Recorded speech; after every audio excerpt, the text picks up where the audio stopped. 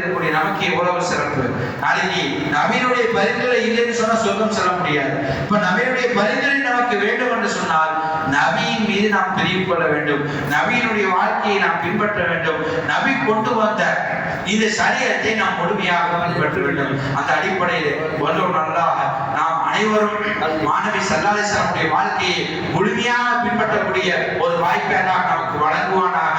இந்த நபியின் பெயரால் கேட்கக்கூடிய துஆக்களை அல்லாஹ் கபூல் செய்கிறார்.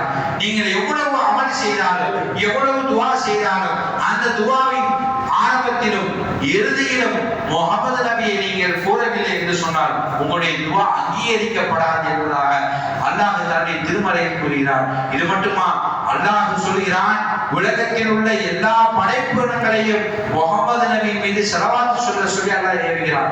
யா அய்யுஹல்லதீன ஆமனூ, ஈமான் கொண்ட மக்களே, ஸல்லு அலைஹி வஸல்லிமு தஸ்லீமா, நீங்களும் முஹம்மது நபி மீது ஸலவாத் சொல்லுங்க. ஸலவாத் சொல்வதன் மூலமாக நம்முடைய எல்லா பிரச்சனைகளும் நீங்குங்க.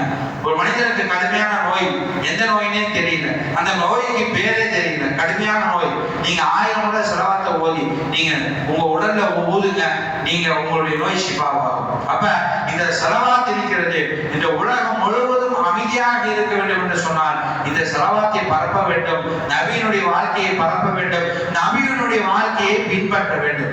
இதையெல்லாம் நாம் செய்தோமே ஆனால் நமக்கு எந்த பயமும் இல்லை, எந்த அச்சமும் இல்லை, அல்லாஹ்வுடைய பொருத்தம் நமக்கு கிடைக்கும், அல்லாஹ்வுடைய உதவி நமக்கு கிடைக்கும். இன்னைக்கு பலஸ்தீன்ல அது போன்ற சூழ்நிலை தான் ஏற்படுது. இன்னைக்கு நம்ம நோன்பு வைக்கிறதுக்கு பல உணவுகள் உட்கொள்கிறோம், நோன்பு திறப்பதற்கு பல வகையான உணவுகளை உட்கொள்கிறோம்.